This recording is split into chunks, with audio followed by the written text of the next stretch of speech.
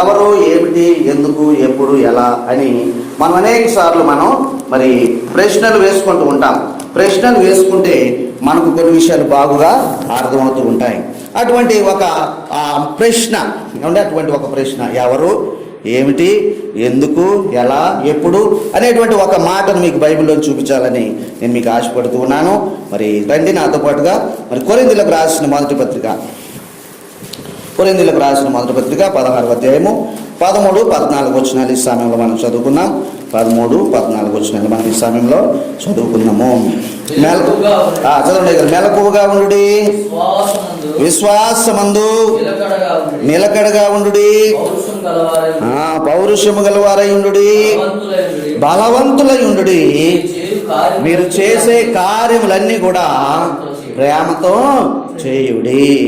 చిన్న ప్రార్థన చేసుకుందాం. ప్రేమ నమ్మకం కలిగిన మాకు ఈ పరలోక తండ్రి, నీకు వందనాలు. నిన్ను గణపరుచుకుంటూ ఉన్నాం, నిన్ను స్తుతిస్తున్నాం, నీ నామాన్ని సన్నుతిస్తున్నాం బాబు. నీకు వందనాలు. ఇదిగో ప్రభా, ప్రార్థనలు చేసుకోవడానికి మీరు మాకు సహాయం చేశారు, ఆరాధన చేసుకోవడానికి మీరు మాకు కృపనిచ్చారు. ఇదిగో 10 నిమిషాలు ప్రభా నీ వాక్యాన్ని వినడానికి కూడా మీరు మాకు ఇస్తున్న సమయాన్ని బట్టి నీకు వందనాలు తండ్రి. ఏ విధమైన అవాంతరాలు కానీ, కరెంటు కానీ, ప్రభా వాతావరణం కానీ ఎక్కడ కూడా అననుకూలంగా లేకుండా కృప చూపున ప్రార్థన చేస్తున్నాను ప్రభా. నా నోటి మాటలు నీ చిత్తానికి సమర్పించుకుంటూ ఉన్నాను. దీవించుమని ప్రభా, నీవే మహిమను పొందమని యేసునామములో ప్రార్థించి వేడుకొంచున్నాము తండ్రి. ఆమేన్. పిల్లరా, ఈ యొక్క కొరింథీ పత్రిక పౌలు గారు రాశారని మనందరికీ తెలుసు. పౌలు గారు పిల్లరా మరి ప్రభు అయిన యేసుక్రీస్తు తర్వాత అంతటి కంటే ఎక్కువైనటువంటి శ్రమలను అనుభవించినట్టుగా మరి మనము లేఖన భాగాల్లో చదువుతూ ఉంటాం. ఆయన ఏమంటాడంటే, మరి యేసుక్రీస్తు పడిన పాటలలో ఏదైనా కొదువైతే అది నేను పడి ఉన్నానని సంతోషిస్తూ ఉన్నాను. యేసుక్రీస్తు ఏం కొదవ పడలేదు, మన కొరకు సంపూర్ణంగా శ్రమలు అనుభవించాడు. తన చివరి రక్తబొట్టు వరకు మన కొరకు కాచి ఉన్నాడు. మన పాపములన్నిటి కొరకు పరిహారము ప్రాయశ్చిత్తం ఆయన చేశాడు. ఎంతమంది నమ్ముతున్నారు ఈ మాట? అన్ని పాపాలను ఆయన మనకి క్షమించి ఉన్నాడు. కానీ ఒక మాట చెప్పుకోవడానికి ఏమంటున్నాడంటే, ఏదైనా పొదువై ఉంటే ఆ పాటలు నేను పడుతున్నాను అన్నటువంటి వ్యక్తి ఈయన. మరి బైబిల్ గ్రంథంలో మరి ఆ మాటకు వస్తే నూతన నిబంధనలో మరి చాలా పత్రికలు, సుమారుగా 14 పత్రికలు ఇలా మరి ఆయన రాసినట్టుగా మనం చూస్తూ ఉన్నాం. ఆయన ఎక్కడికి సేవకు వెళ్ళినా ఎవరో ఒకరు ఆయనతో ఉంటూ ఉండేవారు. మరి జాన్ మార్క్ ఉండేవాడు, లేదంటే లోకా గారు ఉండేవాడు, లేదంటే ఎపఫ్రోదిత్ అని, తీతు అని, ఎవరినొకరిని పెట్టుకుంటూ ఆయన మరి పరిచర్యకు వెళ్తూ ఉండేవాడు. ఇటువంటి పౌలు గారిని ప్రోత్సహించినది బర్నబా అనేటువంటి ఒక మరి సహోదరుడు. బర్నబా అనేటువంటి ఒక సహోదరుడు. దీని అర్థం ఏంటంటే పిల్లరా, పౌలంతటి వాడికే ఒక ఎంకరేజర్ అవసరమయ్యాడు కదండి. పౌలంతటి వాడికి ఒక మరి ప్రోత్సహించేవాడు అవసరమయ్యాడు. కాబట్టి మనకు కూడా మన సేవల్లో ప్రోత్సహించేవారుంటే ఎంతైనా మనము మరి చేయగలము. ప్రోత్సహించేవారుంటే, వెనుతట్టేవారుంటే, మన కొరకు ప్రార్థన చేసేవారుంటే ఎంతైనా మనము సేవను జరిపించగలము. నాకు తెలిసిన ఒక మిషనరీ గారు ఉన్నారండి. ఆయన అమెరికా దేశం నుండి బంగ్లాదేశ్కి వెళ్ళాడు. బంగ్లాదేశ్కి వెళ్ళి అక్కడ ఆయన వాళ్ళ భాష అంచక్క మాట్లాడతాడు. ఇప్పుడు ఆయన ఒక మాట చెప్పాడు, నాకు పెళ్ళైన కాడి నుంచి మా అత్తగారు నేను సేవకుడిని చెప్పేసి ప్రతి ఉదయకాలం నా కొరకు ప్రార్థన చేస్తుంది. ఏమండి, ప్రతి ఉదయకాలం నా కొరకు ప్రార్థన చేస్తుంది. నేను ఎన్నో అద్భుతాలు ఇక్కడ నా సేవలో నేను చూడగలుగుతున్నాను అంటూ ఉంటాడు. దేవునికి మహిమ కలుగును గాక. కాబట్టి పిల్లరా, ప్రార్థించేవారుంటే, ప్రోత్సహించేవారుంటే, వెన్నుతట్టేవారుంటే, ఏమంటే ఇంకా మాటకు వస్తే సేవకులుగా మనకి ఎవరైనా ఏమంటే ఈ యొక్క కానుకను సేవలో ఉపయోగించండి అని ఇచ్చేవారు ఉంటే మనం ఎంతైనా పరిచర్యను ప్రభు కొరకు చేయగలము అనేటువంటిది మన అందరం ఎరిగిన విషయమే. అలాగే ఈ పౌలు గారి పిల్లరా ఈ పత్రికను రాసుకుంటూ ఇక చివరికి వచ్చేసినప్పుడు చెబుతున్న మాటలు మనం ఈ సమయంలో చదువుకున్నాం. కొరింది ఆ యొక్క పత్రికలో పిల్లరా మరి ఈ యొక్క సంఘం గురించి మనం ఎరిగిన వారమే. ఏమండి, చిన్న చిన్న మరి చికాకులు వాళ్ళకు ఉన్నాయి. ఎందుకంటే పిల్లరా ప్రజలు ఉన్న కాడ చికాకులు ఉండక తప్పదు. మరి ఇక్కడ మొదటి వచనం మనం చూస్తే పిల్లలు ఏమంటున్నాడంటే, 2వ వచనంలో, మొదటి అధ్యాయము 2వ వచనంలో ఏమంటున్నాడంటే పిల్లరా, కొరింథీయులకు రాసిన మొదటి పత్రిక 1వ అధ్యాయం 2వ వచనంలో, కొరింథులోనున్న దేవుని సంఘమునకు అనగా క్రీస్తు యేసునందు పరిశుద్ధపరచబడిన వారై పరిశుద్ధులుగా ఉండుటకు పిలువబడిన వారికిని మనకును ప్రభువుగా ఉన్న మన ప్రభు అయిన యేసుక్రీస్తు నామమున ప్రతి స్థలములో ప్రార్థించు వారికి అందరికీ శుభమని చెప్పి రాయినది. అంటే ఇది మనకు కూడా రాసేదన్నమాట. యేసు ప్రభు నామంలో మనం ఇక్కడ ప్రార్థన చేయడానికి కూడుకుని ఉన్నాం. ఎన్నో విషయాల గురించి మనం ప్రార్థన చేస్తూ ఉన్నాం. మన ప్రాంతం రక్షించబడాలని, మన కుటుంబాలు బాగుండాలని. అదే చెప్తున్నాడు. ఇదిగో కొరింథీలోనున్న దేవుని సంఘానికి నేను రాస్తూ ఉన్నాను. ఆ చివరి మాటల్లో మనం చూసాం పిల్లరా, వారికి మనకును ప్రభువుగా ఉన్న మన ప్రభు అయిన యేసుక్రీస్తు నామమున ప్రతి స్థలంలో ప్రార్థించు వారికి అందరికీ. ఏమండి, మనం ఈ స్థలంలో ప్రార్థన చేస్తూ ఉన్నాం. ఏమండి, ఏ స్థలంలో ప్రార్థన చేసినా, ఎక్కడ 2-3 కూడి ఏకీభవిస్తే అక్కడ ఉంటానని వాగ్దానం చేశాడు యేసు ప్రభు. దేవునికి మహిమ కలుగును గాక. హల్లెలూయా. కాబట్టి ఈ స్థలంలో మరి ప్రార్థిస్తున్న మనకు కూడా ఈ లేఖ రాయబడింది. అయితే నేను చెప్పదలుచుకున్న విషయం ఏంటంటే పిల్లరా, అక్కడ చూడండి, కొరింథీలో ఉన్న దేవుని సంఘానికి ఇంకా వివరిస్తూ అంటున్నాడు, అనగా క్రీస్తు యేసునందు పరిశుద్ధపరచబడిన వారై, ఏమండి, పరిశుద్ధులుగా ఉండుటకు పిలువబడిన వారికి. ఇది ప్రతి క్రైస్తవం యొక్క పిలుపు ఇదేనండి. పరిశుద్ధులుగా ఉండుటకు దేవుడు మనల్ని పిలిచాడు. హ్యాపీనెస్ అండ్ హోలీనెస్ అని అంటూ ఉంటారు ఇంగ్లీష్లో. ఒకవేళ సంతోషంగా ఉండటానికి దేవుడు నిన్ను పిలవకపోవచ్చు, కానీ పరిశుద్ధంగా ఉండటానికి మాత్రం దేవుడు మనల్ని పిలిచాడు. సంతోషం దేవుడు మనకు గ్యారంటీ చేయలేదండి. నేను మీకు సంతోషం ఇస్తానని చెప్పలేదు. మనకు తెలుసుకులరా, యోహాను సువార్త 16:33 ఎవరైనా త్వరగా తీసి చదవగలిగితే అక్కడ ఉంటుంది, ఇదిగో లోకంలో మీకు శ్రమ కలుగుతుంది, అయితే నేను లోకాన్ని జయించి ఉన్నాను. కాబట్టి మీరు కూడా మరి అలాగూ సిద్ధపడి ఉన్నానని ప్రభు చెప్తున్నాడు. సరే పిల్లలు, ఇక్కడ చూడండి, క్రీస్తు యేసునందు పరిశుద్ధపరచబడిన వారే పరిశుద్ధులుగా ఉండుటకు పిలువబడిన వారికి. అందరి పిలుపు కూడా పిల్లరా పరిశుద్ధులుగా ఉండుటయే. దేవునికి మహిమ కలుగును గాక.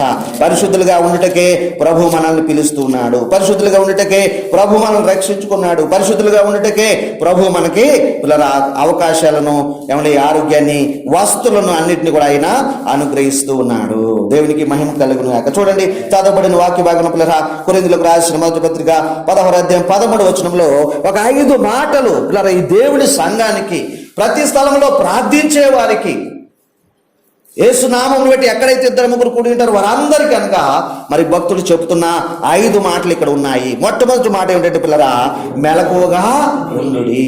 నేను దీన్ని ఏమని ప్రశ్నించానంటే, ఏం చెప్తున్నాడు పౌలు గారు? ఏమిటి అని మనం అనుకోవచ్చు. ఏమిటి, వాట్ అంటారు కదా, ఏమిటి, ఏమన్నాడైనా? మెలకువగా ఉండండి. మెలకువగా ఉండండి అంటే ఇది ఉదయకాలం లేచి మరి లేచే మెలకువ కాదు ఆయన మాట్లాడేది, ఆత్మ సంబంధమైన మెలకువ గురించి మాట్లాడుతున్నాడు. ఇన్ని సంగతులు మీకు చెప్పుకొచ్చాను. ఇదిగో మరి 6-7 అధ్యాయుల్లో అన్యజనుల ద్వారా అన్యజనులుగా ఉండి రక్షించబడిన వారు ఏం చేయాలో ఏం చేయకూడదో నేను చెప్పాను. 11 అధ్యాయంలో దేవుని ప్రేమను గురించి వివరించాను. 14 అధ్యాయంలో మరి ఆ యొక్క ఆత్మ సంబంధమైన వరముల గురించి నేను చెప్పాను. అవి సంఘంలో ఎలా ఉండాలో, ఎలాగ ఆపరేట్ చేసుకోవాలో, ఎలాగో ఒకరి తర్వాత ఒకరు ప్రవచించాలి, అవన్నీ కూడా చెప్పాను. కాబట్టి ఈ చెప్పబడిన విషయాలన్నిటిని బట్టి మీరు మెలకువగా ఉండండి. పిల్లలు, ఈ కొరింథీ పత్రికలో ఒక ప్రాముఖ్యమైన మరి విషయం ఏమిటంటే, వచనం ఏమిటంటే 3:16 అండి కదా. మన అందరము మరి దాన్ని కంఠతం చేస్తూ ఉంటాం, మన పిల్లలకు నేర్పిస్తూ ఉంటాం. అక్కడ రాయబడింది ఏంటంటే, మీరు దేవుని ఆలయమై ఉన్నారు. హల్లెలూయా. దేవునికి స్తోత్రం చెప్తాం. హల్లెలూయా. మనము దేవుని ఆలయమై ఉన్నాం పిల్లరా, మనము దేవుని ఆలయమై ఉన్నాము. ఇంకా అంటున్నాడు ఏమిటంటే, మీరు దేవుని ఆలయమై ఉన్నారనియు, దేవుని ఆత్మ మీలో నివసించుచున్నాడనియు మీరు తెలుసుకోవటే మంచిది. మీకు తెలుసు కదా, మీరు ఎరగరా, మీరు ఎరగాలి అని కొరింథీ సంఘస్థులకు చెప్తున్నాడు, మనకు కూడా చెప్తున్నాడు. దాని సందర్భం ఏంటంటే పిల్లరా, వాళ్ళు అనుకున్నారంట, కొరింథీ పట్టణంలో ఉన్న సంఘస్థులు అనుకున్నారంట, ఈ శరీరం కేవలం నిష్ప్రయోజనము, శరీరంతో ఏమైనా చేయొచ్చు, విగ్రహారాధన చేయొచ్చు, వ్యభిచారం చేయొచ్చు, ఇంకోటి చేయొచ్చు, ఆత్మ బాగుంటే చాలు అని వాళ్ళు అనుకున్నారంట. అపోహ కదా. కానీ పౌలు అంటున్నాడు, ఆత్మ బాగానే ఉండాలి, మంచిదే, పరిశుద్ధంగా ఉండాలి, మీరు పరిశుద్ధంగా ఉండడానికి పిలువబడ్డారు, మంచిదే, కానీ శరీరముతో కూడా మీరు పరిశుద్ధంగా ఉండాలి. శరీరము అశాశ్వతమైనదే, నేను ఒప్పుకుంటాను, కానీ దానిని కూడా మీరు పాపానికి లోపరచకూడదు. మనం ఇప్పుడు సర్వసాధారణంగా ఏం చెప్తామంటే, ఎవరైనా ఏదైనా ధూమపానం చేస్తుంటే, మద్యపానం చేస్తుంటే, బాబు నీ యొక్క శరీరాన్ని నాశనం చేసుకోకని చెప్తూ ఉంటాం, మంచిదే పిల్లరా. కానీ అసలు ఉద్దేశం ఏంటంటే, ఆ కొరింథీయులు వారి యొక్క శరీరాన్ని అపవిత్రపరచుకుంటూ ఇది పాపం కాదులే అనుకుంటున్నారంట. అటువంటి సందర్భంలో పౌలు వారికి ఎడాపెడా వాయించాడంట. చూడండి, అలా చెప్తున్నాడు, మీ శరీరం కూడా దేవునికి ఆలయము. దేవుడు అందులో నివసిస్తాడు. ఆ కింద వచనంలో ఉన్న ఆ మాట హెచ్చరిక కదా, ఎవడైనా దేవుని ఆలయాన్ని పాడు చేస్తే దేవుడు వానిని పాడు చేస్తాడు.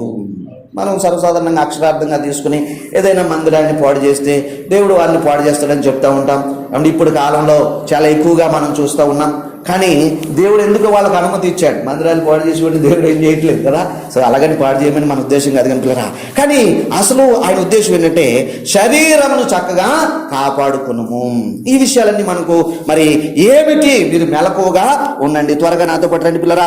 రోమిలకు రాసిన పత్రిక 13 అధ్యాయము 11-13 వచనాలలో ఇదిగో రాత్రి చాలా గడిచిపోయింది, మీరు మెలకువగా ఉండవలసిన ఒక సమయము వచ్చేసింది, మీరు మెలకువగా ఉండండి.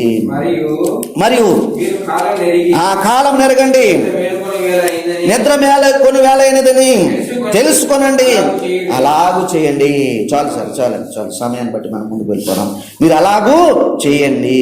మనం విశ్వాసమైనప్పటికంటే ఇప్పుడు రక్షణ మనకు మరి సమీపంగా ఉన్నది. 12వ వచనంలో రాత్రి చాలా గడిచి పగలు సమీపంగా ఉన్నది. అంటే ఆయన ఆత్మ సంబంధమైన విషయాల గురించి మాట్లాడుతున్నాడు. యేసుప్రభు వారు వచ్చిన కాలమే అంత్యకాలం పిల్లరా. కాలం సంపూర్ణమైనప్పుడు ఆయన వచ్చాడు కదా. సంపూర్ణ కాలం యొక్క చివరి గడియల్లో మనం నివసిస్తున్నాం కనుక మెలకువగా ఉండుట, ఆత్మ సంబంధమైన విషయాలను ఏమండి మరి మనం గమనించుకుంటూ ఏమంటే మనము ఉండవలసిన ఒక అవసరము ఇక్కడ మనం చూస్తూ ఉన్నాం. 12వ వచనంలో రోమా 13:12 రాత్రి చాలా గడిచిపోయి పగల సమీపంగా ఉన్నది కనుక మనం అంధకార క్రియలను విసర్జించుదాము. పాపముగా చెప్పబడిన ప్రతిదీ మనం దూరంగా పెట్టుకుందాము. ఇంకా ఏం చేయమన్నాడు? తేజస్ సంబంధమైన యుద్ధోపకరణములను ధరించుకుందాము. వెలుగు సంబంధమైన యుద్ధోపకరణములు, దేవుని సంబంధమైన యుద్ధోపకరణములు. 13వ వచనంలో ఆ యొక్క అంధకార క్రియలేంటో చెప్తా ఉన్నాడు. అల్లరితో కూడిన ఆటపాటలు, మత్తైనను, కామ విలాసములైనను, పోకిరి చేష్టలైనను, కలహమైనను, మత్సరమైనను, ఏమంటే అవన్నీ కూడా మరి ఆ యొక్క మరి శరీర కార్యాలు, అలాగే అంధకార సంబంధమైన క్రియలు అని అంటూ ఉన్నాడు. అవన్నీ లేక పగటి యందు నడుచుకున్నట్టుగా మరి మర్యాదగా నడుచుకుందాము. సమయం అయిపోతుంది కనుక పిల్లరా మనం మర్యాదగా నడుచుకుందామని ఆయన చెబుతా ఉన్నాడు. కాబట్టి మెలకువగా ఉండుట, పిల్లల ఆత్మ సంబంధమైన విషయాల్లో జాగరూకత కలిగి ఉండుట. జాగ్రత్త కదా, ఆ రెండు మాటలు ఒకటిగా ఉంటూ ఉంటాయి. జాగ్రత్త. కాబట్టి ఆత్మ సంబంధమైన విషయాల్లో సమయాన్ని ఎరిగి మసులుకోవలసిన ఒక అవసరము మనకెంతైనా ఉన్నదని ఈ మెలకువగా ఉండి అనే మాటలో మనం చూస్తూ ఉన్నాము. పిల్లలు నిజానికి ఇక్కడ ఇంకో సంగతి నేను చెప్పనండి. అదేంటంటే ఏ వచ్చిన భాగం చదివినా అందులో క్రియాపదాలు ఏమున్నాయో మనం చూసుకుని వాటిని బట్టి మన వర్తమానాలు మరి తెలియచేసుకోవడం మనకు ఎంతైనా సహకరిస్తుంది. ఇక్కడ ఒక 5 క్రియాపదాలు మనకు దొరికాయి కదా. మెలకువగా ఉండండి. ఏంటి చెప్పండి? ఏమిటి? మెలకువగా ఉండు. రెండో దానికి వెళ్ళిపోదాం పిల్లరా. నిలకడగా ఉండండి. అయ్యా రెండవది ఏమన్నాడు? విశ్వాసమందు నిలకడగా ఉండు. దేవునికి స్తోత్రం కలుగును గాక. హల్లెలూయా. మరి విశ్వాసమందు నిలకడగా ఉండవలసిన అవసరము ఎందుకు అని మనం ప్రశ్నించుకోవాలి. ఎందుకు నిలకడగా ఉండాలి?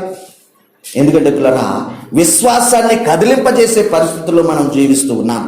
ఎన్నో సంవత్సరాలుగా ప్రార్థన చేస్తూ ఉన్నాం, కానీ దేవుడు ఎందుకు వాటికి జవాబు ఇవ్వడం లేదు? కొన్నిసార్లు మరి మనము చాలా మరి పిల్లరా బలహీనపడుతూ ఉన్నాం. కొన్ని విషయాలు పిల్లరా దేవుడు వెంటనే జవాబిస్తున్నాడు, కొన్ని విషయాలకు లేదు కాదని చెప్పేస్తున్నాడు, కొన్ని విషయాలకు నీవు ఇంకా వాటిని పొందుకోవడానికి నీవు ఎదగవలసి ఉన్నది అని చెప్పుకుంటున్న ఒక పరిస్థితిని మనం ఇక్కడ చూస్తూ ఉన్నాం. దేవునికి మహిమ కలుగునుగా. హల్లెలూయా. పిల్లరా విశ్వాసమందు నిలకడగా ఉండండి. స్టాండ్ ఫాస్ట్ ఇన్ ఫెయిత్ అంటే విశ్వాసమందు నిలకడగా పట్టుకున్న దాన్ని అంటే మనము విడిచిపెట్టకుండా నిలకడగా ఉండాలన్న ఒక విషయాన్ని ఇక్కడ భక్తుడు మనకి జ్ఞాపకం చేస్తున్నాడు. హెబ్రీ పత్రిక 11వ అధ్యాయం 6వ వచనంలో పిల్లరా విశ్వాసమందు నిలకడగా ఉండటానికి కూర్చున్న ఒక మరి సూత్రం మనందరికీ తెలుసు పిల్లరా. దేవుని మరి అక్కడ రాయబడింది ఏంటంటే పిల్లరా విశ్వాసం లేకుండా దేవునికి ఇష్టడై ఉండుట అసాధ్యము. కాబట్టే విశ్వాసమందు నిలకడగా ఉండాలి. ప్రతిదినము విశ్వాసమును ధరించుకోవాలి. దినదినము విశ్వాసములో పెరగాలి. తర్వాత మాట చదవండి సార్, తర్వాత మాట చదవండి. మరి విశ్వాసం లేకుండా దేవునికి ఇష్టమైనట అసాధ్యము. దేవుని యొద్దకు వచ్చువాడు ఆయన ఉన్నాడని మొదట నమ్మాలి. విశ్వాసంలో మొదటి స్టెప్ ఏంటంటే పిల్లరా, దేవునికి మహిమ కలుగును గాక. దేవుడు ఉన్నాడు, దేవుడు ఉన్నాడు. ఇంకా పిల్లలు ఇక్కడ రాయబడిన మరి చాలా మరి వచ్చిన భాగాలు ఉన్నాయి. తిమోతి పత్రిక 2 తిమోతి పత్రిక 3:1 విశ్వాసం ఎందుకు నిలకడగా ఉండాలనేది అక్కడ మనం చూస్తే, ఇదిగో కాలములు మారిపోతున్నాయి గనుక 2 తిమోతి 3:1 అంచె దినములలో అపాయకరమైన కాలములు వచ్చునని తెలుసుకున్నాము.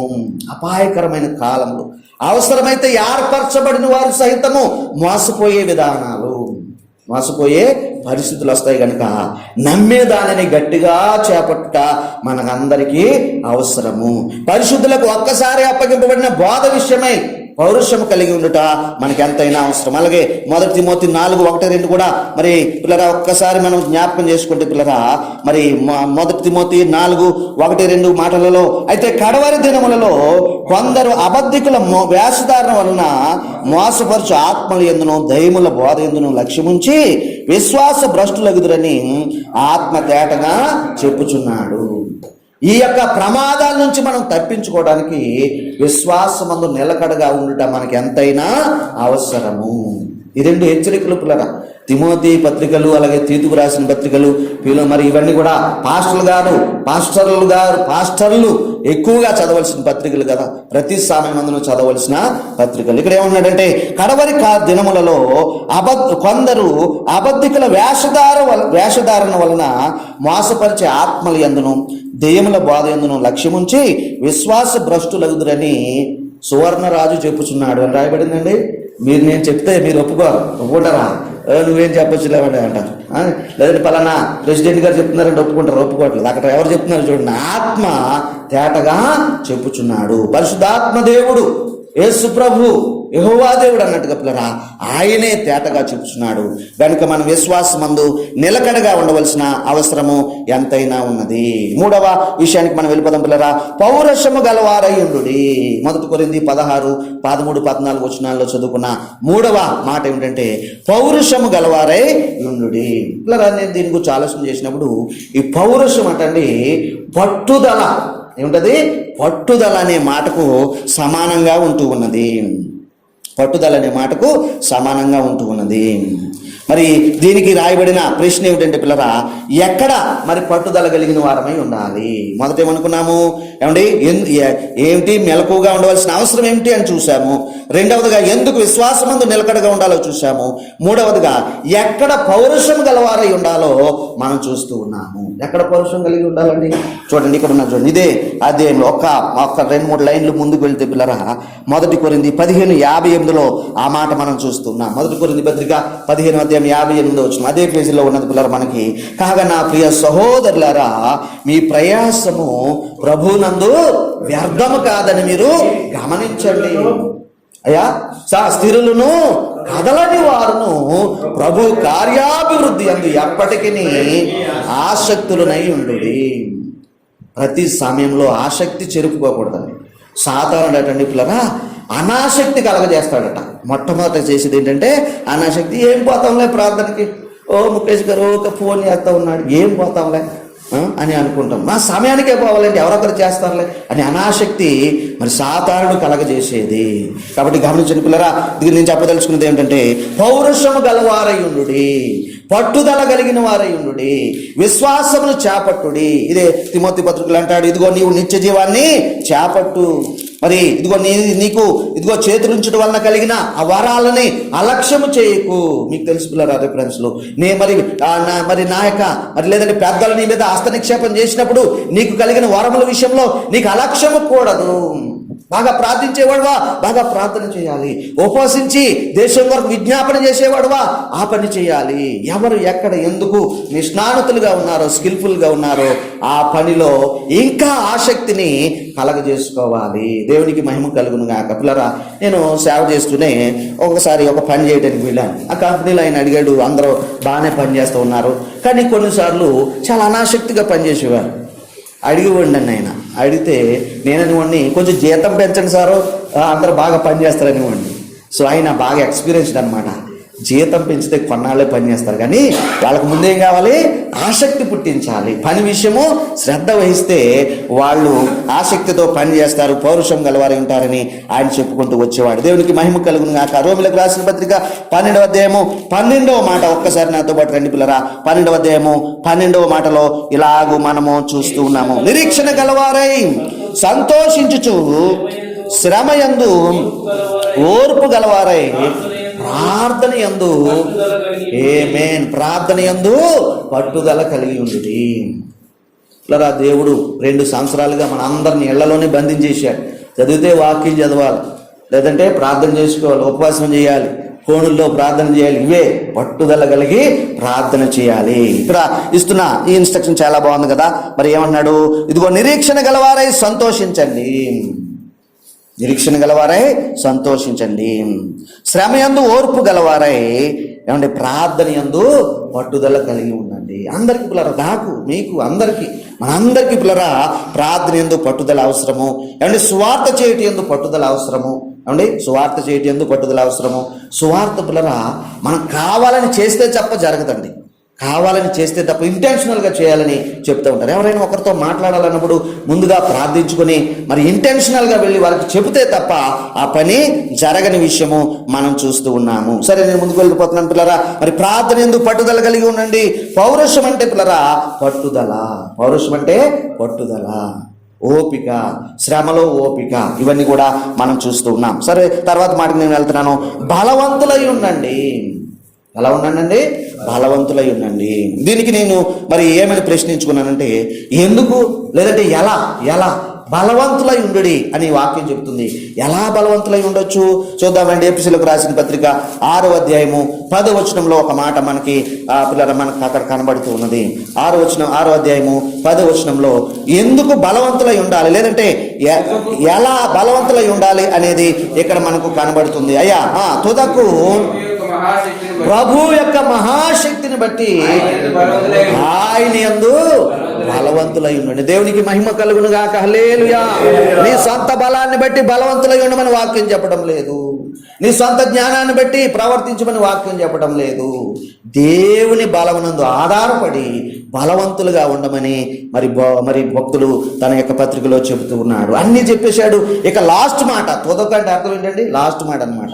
తొదకు అంటే ఏంటంటే చివరి మాట. చివరి మాట ఏంటంటే ప్రభు యొక్క మహాశక్తిని బట్టి అంటే ప్రభు యొక్క మహాశక్తిని బట్టి ఆయన యందు బలవంతులై ఉండుడి. ఆ బలవంతులై ఉండడానికి ఉన్న ఒక సర్వాంగ కవచాన్ని ఆ కింద వచనంలో చెప్పాడు అనుకోండి. మరి అది మనము తెలుసు పిల్లరా, మీరు తర్వాత చదువుకోండి. అలాగే అంటున్నాడు, ఇదిగో మీరు అపవాది తంత్రాలు ఎదిరించుటకు శక్తివంతులగినట్లు దేవుడిచ్చే సర్వాంగ కవచాన్ని ధరించుకోండి. ఆ సర్వాంగ కవచం విషయము మనం మరి తర్వాత చూద్దాము. అయితే ఇక్కడ నేను చెప్పదలుచుకుందండి, ప్రభు యొక్క మహాశక్తి మనకు అందుబాటులో ఉన్నది. మన శక్తిని బట్టి కాదండి మనం పనిచేసేది. ఇందాక ఎవరో ప్రార్థన చేస్తూ చెప్పారు పిల్లరా, శక్తి చేతనైనను బలము చేతనైనను కాదు, కానీ నా ఆత్మ చేతన ఇది జరుగునని జెరుబ్బాబెలుతో మాట్లాడిన దేవుడు మనందరికీ బలాన్ని ఇచ్చునుగాక. దేవునికి మహిమ కలుగునుగాక. హల్లెలూయా. ఇదిగో తుదకు ప్రభు యొక్క మహాశక్తిని బట్టి ఆయన దగ్గర గొప్ప శక్తి ఉన్నది. ఆయన దగ్గర ఎన్నో మరి రిసోర్సెస్ ఉన్నాయి. ఆయన దగ్గర సమస్త బలం ఉన్నది. బలానికి ఆధారం ఆయనే కదా. బలము నాదని దేవుడు సెలవిచ్చాడు. 2 సార్లు కూడా చెప్పాడంట. 2వ మారు కూడా ఆ మాట నాకు వినబడింది. నిజానికి ఆయన పేరు పిల్లరా, ఆయనకున్న బిరుదే బలమైన దేవుడు. దేవునికి మహిమ కలుగుతుంది. ఆశ్చర్యకరుడు, ఆలోచనకర్త, బలమైన దేవుడు, నిత్యుడగు తండ్రి, సమాధానకర్తయగు అధిపతి అని ఆ ప్రభు అయిన శిశువుకు మరి బిరుదులు ఉన్నాయనే సంగతి మనం ఎరిగిన వారమే పిల్లరా. కాబట్టి బలవంతులై ఉండుడి. ఏమండి, సర్వసాధారణంగా ఇందాక మనం ప్రారంభంలో చెప్పుకున్నట్టుగా ఎవరైనా ప్రోత్సహించేవారు లేకపోతే, ప్రార్థనా సహాయం చేసేవారు లేకపోతే, ఏమండి ఈ నెల అసలే పాస్టర్ల ప్రోత్సాహక నెల కదా, పాస్టర్స్ అప్రిషియేషన్ మరి ఆ నెల అని ఆచరిస్తూ ఉంటారు 2వ వారంలో. ఇలా చాలా సంఘాల్లో మంచి మంచి కానుకలు ఇస్తారు. మన దగ్గర ఒక పుష్పగుచ్చి పట్టుకొని చెప్తున్నారు, కానీ నేను మా సంఘంలో చెప్పలేదులేండి, చెప్తే ఇద్దరేమో కానీ చెప్పిన ఇరాలు, అది వేరే విషయం అనుకోండి. దేవునికి మహిమ కలుగును గాక. హల్లెలూయా. Praise the lord. మీకు ఇచ్చే జీతం చాలే పాస్టర్ గారు అంటారు. Okay, right. ఎనీవే పిల్లలు గమనించండి, దేవునికి మహిమ కలుగును గాక. కాబట్టి అప్రిషియేషన్, కొంత ప్రోత్సాహము, భుజం తట్టుట, నేను కూడా నీతో వస్తాను నడు అని ఎవరైనా మనల్ని బలపరిస్తే మనము బలవంతులుగా ఉంటాము. అపొస్తలుల కార్యములు 1:8 ఉన్న ఆ వాగ్దానం మన అందరికీ సంబంధించింది. ఆయన అంటాడు, ఆయనను పరిశుద్ధాత్మ మీ మీదకి వచ్చినప్పుడు మీరేం చేస్తారంటే మీరేం చేస్తారు? ఆ శక్తిని పొందుకుంటారు. అది మామూలు శక్తి కాదండి. దేవుడే మనతో కూడా ఉండి నడిపించే ఒక డైనమైట్ లాంటి డ్యునామిక్ శక్తి మనం పొందుకుంటాము. అక్కడ వాడబడిన గ్రీకు మాట అండి, మన ఎల్లమ్మ బండలో ఉండే ఇంతకు ముందు ఉండే బండలను పగలగొట్టడానికి జిల్టెన్ స్టిక్స్ అని అండి, డైనమైట్స్ అని అవి వాడేవారు ఒకప్పుడు.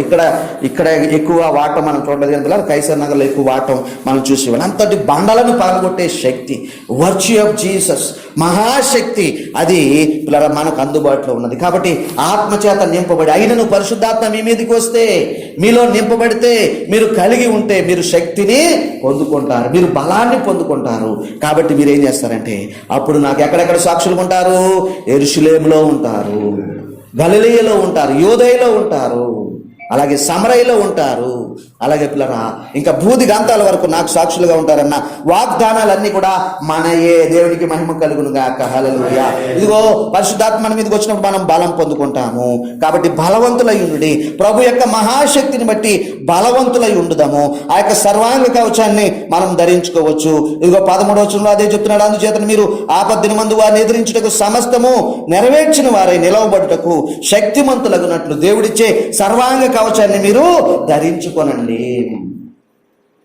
గొల్లియాత్ అటండి, మొన్న ఒక ఆయన చెప్తున్నాడు, సంచి గుడ్డలతో కట్టిన ఏమండి ఈ యొక్క పై వస్త్రం వేసుకున్నాడంట. అందుకనే ధైర్యం ఆయనకి, ఎవడు నన్నేమీ చేయలేడని. కానీ దేవుడు ఏం చేశాడు? ఎక్కడ ఏ కవచం లేని ఆ నుదుటి మీద ఆయన్ని అది చేశాడు కదా. సో చాలా మరి అన్నిటికీ అన్ని భాగాలకి ఏమండి ఆ యొక్క విషయం కవచము అతడు ధరించుకునేవాడు. మనల్ని కూడా పిల్లరా దేవుడిచ్చే సర్వాంగ కవచాన్ని ధరించుకోండి. నడుములకు సత్యమని దట్టి కట్టుకోనండి. నీతి అనే ఆ యొక్క మైమరు అనగా బ్రెస్ట్ ప్లేట్ పెట్టుకోండి. పాదములకు సమాధాన సువార్త వలన శుద్ధ మనుషులను జోడు తొడుక్కొని నిలవబడండి. దేవునికి మహిమ కలుగు. ఇవన్నీ పెట్టి మనం నిలబడాలి అంతే. మరి కార్యం చేసేవాడు దేవుడు అయింటాడు. ఇవన్నీ గాక అంటే 16వ వచనంలో విశ్వాసం అనే డాలు మీరు పట్టుకోనండి. డాలు మనం ఎవరో ఎక్కడైనా మ్యూజియంలో మనం చూస్తూ ఉంటాం. మరి అక్కడ రాయబడింది పిల్లరా, దానితో మీరు దుష్టుని అగ్ని బాణములన్నిటినీ ఆర్పుటకు శక్తిమంతులు అవుతారు. దుష్టుడు మామూలుడు కదండి, వాడు కూడా శక్తి ఉందట. అగ్ని బాణాలు వేస్తాడట. ఒక్క బాణం వేస్తే ఆ డాలు గనక లేకపోతే మాడి మసి అయిపోయి నాశనంలో అయిపోయేలాగా చేస్తాడు. కానీ మనకి ఇవ్వబడింది ఏంటంటే పిల్లరా విశ్వాసము. దేవునికి మహిమ కలుగును. ఆ డాలు విశ్వాసం అనే డాలుతో మన అగ్ని బాణాలన్నింటినీ మీరు ఆర్పుటకు శక్తిమంతులు అవుతారు. రక్షణ అనే శిరస్త్రానాన్ని మరి పెట్టుకోనండి. శిరస్త్రానం అనగా పిల్లరా ఈ హెల్మెట్ అండి, దాన్ని మీరు కలిగి ఉండండి. దేవుని వాక్యం అనే ఆత్మ కటకమును ధరించుకోనండి. ఇంకా అంటున్నాడు, ఆత్మ వలన ప్రతి సమయమందును ప్రతి విధమైన ప్రార్థన విజ్ఞాపన చేయొచ్చు. ఆ విషయమై సమస్త పరిశుద్ధుల నిమిత్తమును పూర్ణమైన పట్టుదలతో విజ్ఞాపన చేయొచ్చు. మెలకువగా ఉండండి. మరొకసారి పట్టుదల మాటను చూస్తున్నాం. ఏ విషయం అంటే పిల్లరా పరిశుద్ధుల విషయమే, ప్రార్థించే విషయంలో పట్టుదల.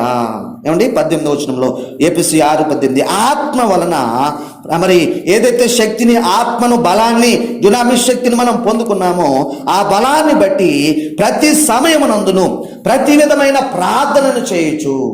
అంటే ప్రార్థన చేయడానికి కూడా శక్తి కావాలి పిల్లరా. ప్రార్థన చేయడానికి దేవుని ఆత్మశక్తి కావాలి. దేవునికి మహిమ కలుగును గాక. హల్లెలూయా. ఏమండి మనం యుక్తముగా ఎలాగో ప్రార్థన చేయాలో మనకు తెలియదట.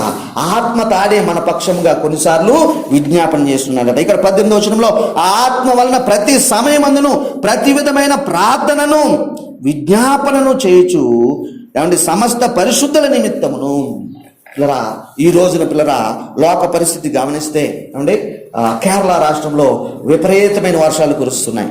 వాళ్ళు భయపడుతున్నారు. ఇంతకుముందు వచ్చిన వరదల్లాగా వచ్చేసి మేము ఏమైనా అయిపోతామేమి భయపడుతున్నాం. నిన్న ఆదివారం ఎన్ని చర్చలు జరిగేవి మనకు తెలియదు. చాలా ప్రచండమైన వర్షాలు.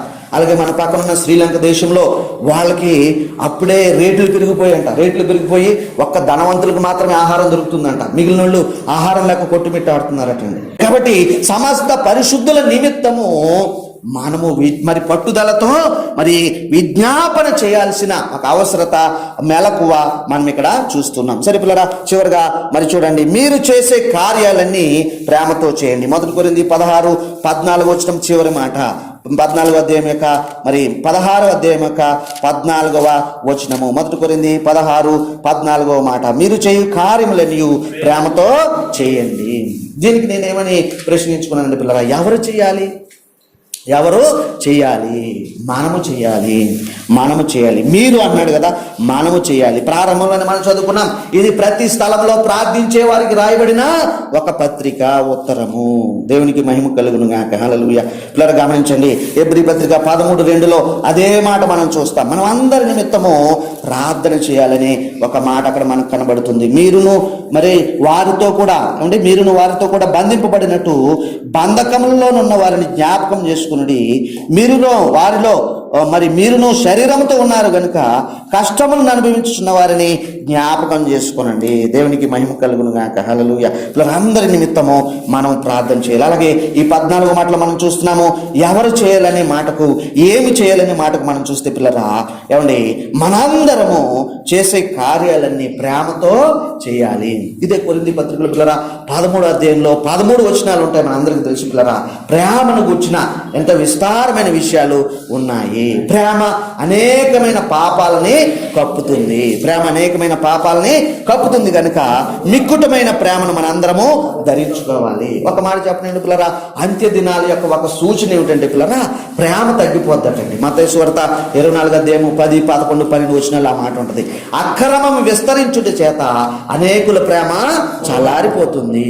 క్రమము లేకుండా బ్రతకటాన్ని బట్టి ప్రేమ కూడా తగ్గిపోతుంది. అంటే దాని అర్థం ఏంటంటే, క్రమము మరి ప్రేమ ఉంటే క్రమం ఉంటుందని, మరి ప్రేమ లేనప్పుడు అక్రమము విస్తరించిపోతుంది పిల్లలు. కాబట్టి ఇతరుల గురించి ప్రార్థించవలసిన ప్రేమ, మనల్ని వల్లే మన పొరుగు వారిని ప్రేమించవలసిన ప్రేమ, అంతకంటే ముఖ్యంగా మరి దేవుడైన ప్రభువును మన పూర్ణ హృదయంతో, పూర్ణ శక్తితో, పూర్ణ వివేకంతో, పూర్ణ బలంతో ప్రేమించాలన్న ఒక ఆజ్ఞను పిల్లరా ఈ ఉదయకాలము నేను మీకు జ్ఞాపకం చేస్తున్నాను. చివరిగా ఒక్క మాట చదవండి పిల్లరా, తిమోతికి రాసిన మొదటి పత్రిక 6వ అధ్యాయము 11వ మాట.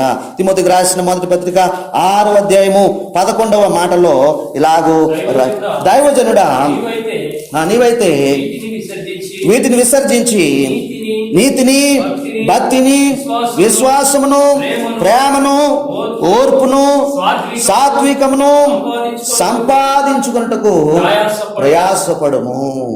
పిల్లలు, దీన్ని నేను మీకు వివరించనక్కర్లేదు. దైవజనులమైన మనందరికీ పిల్లరా వేటిని విసర్జించాలో, ఏమండి, వేటిని పట్టుకోవాలో, ఏమండి, మరి అవన్నీ కూడా మనము మరి చూస్తూ ఉన్నాం. మరి పైన విషయాలను, ధనాపేక్ష సంబంధమైన విషయాలను, వాటన్నిటిని విసర్జించి నీతిని కలిగి ఉండాలని, భక్తిని కలిగి ఉండాలని, విశ్వాసమును, ప్రేమను, ఓర్పును, సాత్వికమును సంపాదించుకుంటూ ప్రయాసపడమంటూ ఉన్నాడు. విశ్వాస సంబంధమైన మంచి పోరాడము, నిత్య జీవాన్ని చేపట్టుము. నిత్య జీవాన్ని పోగొట్టుకోవద్దు, గట్టిగా పట్టుకో. దాన్ని పొందుటకు నీవు అనేకమైన సాక్షులు ఎదుట పిలువబడి, నీవు అనేక సాక్షులు ఎదుట మంచి ఒప్పుకొంటివి. పిల్లలు, కాబట్టి ఇదిగో ఈ యొక్క 13, 14 వచనాలు ఉన్నట్టుగా మెలకువగా ఉండండి. ఏం చెప్తున్నారు? మెలకువగా ఉండండి. కడవరి కాలం కనుక విశ్వాసమందు నిలకడగా ఉండండి. ఎందుకు? దేవుడున్నాడని నమ్మాలి. విశ్వాసం లేకుండా దేవునికి ఇష్టమైనటువంటి అసాధ్యము. విశ్వాసాన్ని కదిలించే పరిస్థితులు వస్తాయి కనుక విశ్వాసమందు నిలకడగా ఉండాలి. అంత్య దినములు అపాయకరమైన కాలములు కనుక మరి విశ్వాసమందు నిలకడగా ఉండాలి. పౌరుషము గలవారయుండుడి. 3వదిగా మనం చూసాము పిల్లరా, ఎక్కడ పౌరుషంగా ఉండాలంటే ప్రార్థనలు చేయటి యందు పట్టుదల కలిగి ఉండాలి. ఇతరుల కొరకు విజ్ఞాపన చేయటి యందు మరి పట్టుదల కలిగి ఉండాలని మనం చూసాం పిల్లరా. అలాగే 4వదిగా బలవంతులయుండుడి. దేవుడిచ్చే సర్వాంగ కవచాన్ని ధరించుకుంటూ మరి మనము బలవంతులుగా ఉండాలని చూసాము. అలాగే మనం చేసే కార్యాలన్నీ ప్రేమతో చేయాలి. ఎవరైనా గద్దించినా, ఎవరైనా సరి చేసినా, ఏమండి, రొసరొసమంటూ ఏదైనా నేను సామెల్ దేవకర్ అన్నారనుకోండి, ఆయన ఏమంటాడు అంతే ఫ్లోలో ఆయన కూడా మాట్లాడతాడు. నీకు ఎవడిచ్చాడు అధికారం అంటే ఆయన మాట్లాడు. అలా కాకుండా సోదరుడు ఇది అది అన్ని మాట్లాడాడు అనుకోండి, ఆయన కూడా మరి ప్రేమతో స్వీకరిస్తాడు. విశ్వాసం విషయంలో కూడా అంతే.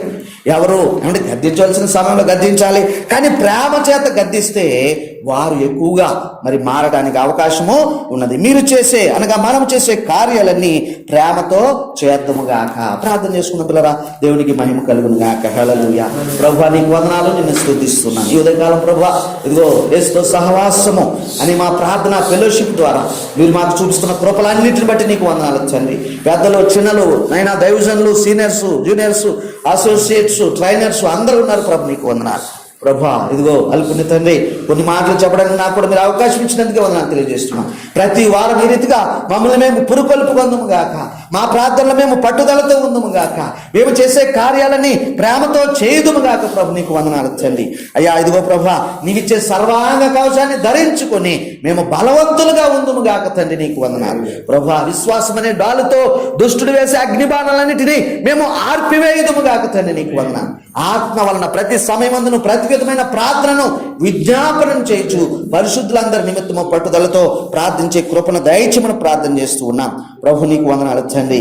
అయ్యా నీ వద్దకు వచ్చేవాడు నీవు ఉన్నాడని నమ్మాలి ప్రభు. నీకు వందనాలు.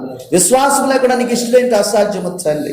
కృప చూపునైనా మా విశ్వాసం మేము వృద్ధి పొందుతాము గాక ప్రభా. మాకు వచ్చే కష్ట నష్టాలలో ప్రభా ఓనైనా వాటి ద్వారా వెళ్ళుచూ ఉండగా విశ్వాస వృద్ధి మాకు కలుగును గాక ప్రార్థన చేస్తున్నాం బాబు. నీకు వందనాలు ప్రభా. ఇదిగో ప్రస్తుతం జరుగుతున్న పరిస్థితుల్లో తండ్రి మెలకువగా ఉండి ఆత్మ సంబంధమైన మెలకువ కలిగి ఉండి మమ్మలను, మా కుటుంబాలను, మా సంఘాలను ప్రభా, మా పరిచర్లను ప్రభా మేము కాపాడుకునే భాగ్యాన్ని, అయ్యా కాచే భాగ్యాన్ని ప్రభా, ఓనైనా క్షేమముగా ఉంచే భాగ్యాన్ని ప్రభా మాకు మీరు అనుగ్రహించమని ప్రభా. ఈ ఉదయకాలం వాక్యం ఉన్న ప్రతి ఒక్కరిని బట్టి మేము స్తుతించుకుంటూ యేసు ప్రభు వారి పరిశుద్ధ నామంలో ఈ ప్రార్థనలు అడిగి వేడుకుంటున్నాము తండ్రి. ఆమేన్. ఆమేన్.